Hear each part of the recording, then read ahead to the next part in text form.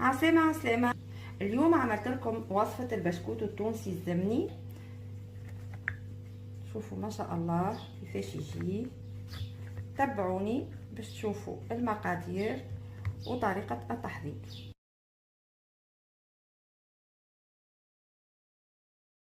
كيلو فرينة، عليه 4 كعبات عظم، زوز خميرة، زوز سكر فاني، 300 غرام سكر و300 مليلتر زبدة والا زيت.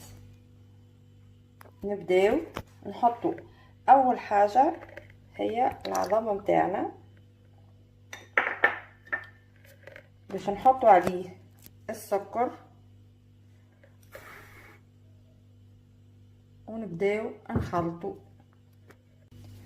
نبداو نحركوه حتى اللي يدخلوا في بعضهم، ونصبوا عليه الزبدة